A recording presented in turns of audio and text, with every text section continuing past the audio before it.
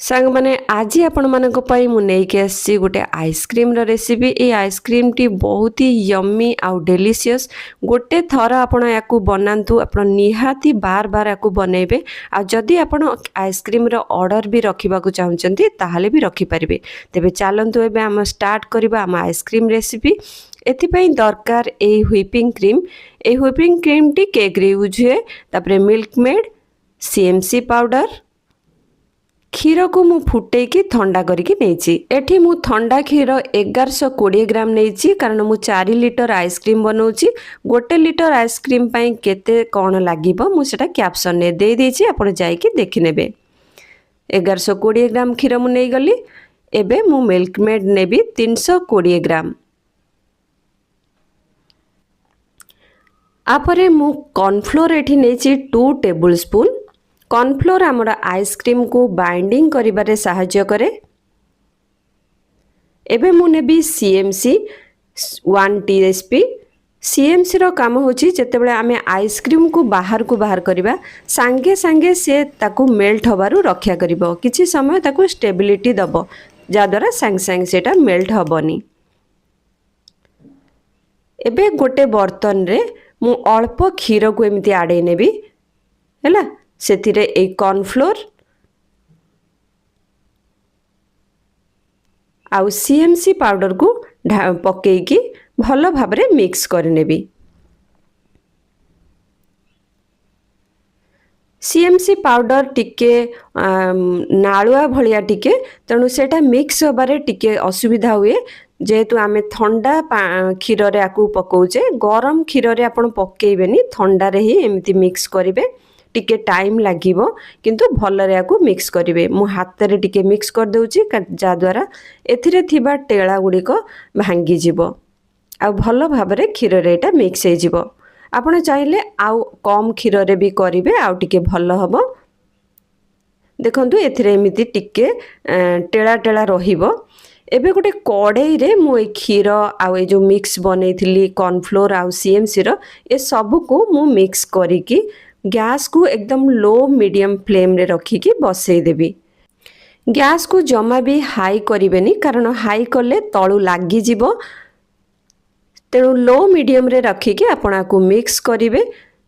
से पर्यंत आकु मिक्स करिवे जे पर्यंत हमर गोटे पतला अठा टाइप रो न हेची। मैदा अठा जेमिति मोटा सेते मोटा हबनी, जस्ट अल्प टिके सेटा बहळा हे जिवो। आ भल भाबरे फुटिबा को आरंभ हबो। एमिति देखंतु, एमिति फुटिकी एतिकी बहळा हे गले आपण गैस टी को ऑफ कर देबे। ताकू ठंडा हबा को छाड़ देबे। फैन लगे की जबरदस्ती ठंडा करिवेनी। जदि फैन लगे की जबरदस्ती ठंडा करिवे ताहले बार बार ताकू ठंडा हबा भितरे 4-5 थर मिक्स कर देबे, जेमिति ता ऊपरे सर न पड़े। एबे मु ठंडा हबा को छाड़ दउची। चलंतु आमे आगो प्रोसेस करिबा। एठी मु व्हिपिंग क्रीम नेची 800 ग्राम। मो पाखरे 100 ग्राम ऑलरेडी व्हिपिंग क्रीम अछि, तेनु मोटी 700 ग्राम व्हिपिंग क्रीम नउची।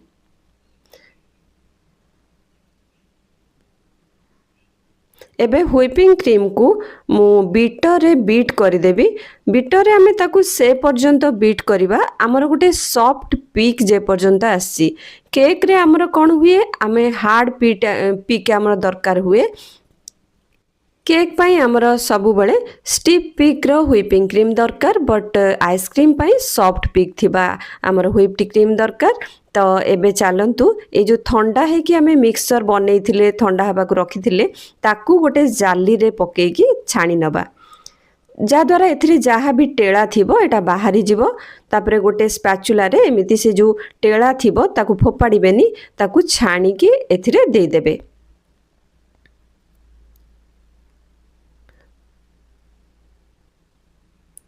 एबे एठी मु ए मिक्सचर को भलो भाबरे मिक्स करि नेबी। आपण चाहिले आकु स्पैचुला रे मिक्स करि परिबे, किंतु बीटर रे कले टिके भलो। मने रखिबे बीटर रे बहुत समय पर्यंत आकु बीट करिवेनी। एबे मु एथिरे वैनिला एसेंस ऐड करि दउची। तापरे बीटर रे टिके मु एम्ति बीट करि नउची। तापरे मु एथिरे मिल्क मेड को ऐड कर देली। तापरे मु बिटर एठी मु मिक्स करदेबी। एठी मु गोटे जिनस भूली जाइछि, मो पाखरे जो व्हिप्ड क्रीम आगुरु थिला सेटा एठी मिक्स करिबा कथा मु भूली जाइथिली, तेणु परे करिछि। परे भी चलिबो किंतु एठी करथिले भलो हिथांदा। एबे एई घरे थिबा मोर 100 ग्राम जो व्हिपिंग क्रीम बंची थिला मु ताको एथरे मिक्स कर दउची। आपण पाखे जदि बंची आपण करंतु, किंतु जदि सेलिंग पर्पस रे आपण एई रेसिपी करूचंती ताले बंची थिबा व्हिपिंग क्रीम को एठी यूज करिवेनी। बिटर रे बस 10 सेकेंड मु बीट कर सारला परे एबे मु आकु भलो भाबरे स्पैचुला टिके मिक्स कर देथिली। एबे एथिरु मु अल्प मु एम्ति गोटे बर्तन को आडे नउची। एथिरे एबे मु टिके पिंक कलर ऐड करिवि, कारण वैनिला आइसक्रीम रे प्रायतः व्हाइट आउ पिंक रो कॉम्बिनेशन थाए। तापरे मिक्स करिकि मु एम्ति पिंक शेड रो ए बैटर टिकु बनै देबी। मु गोटे गोटे ड्रॉप करिकि मठी 3 ड्रॉप देइथिली। आपण गोटे गोटे ड्रॉप करिकि देबे, एकाळे बहुत गाढ़ा करिवेनी। गोटे गोटे ड्रॉप देकी देखिबे आपन को कलर केते डीप दरकार, सेई अनुसार आपन कलर देबे।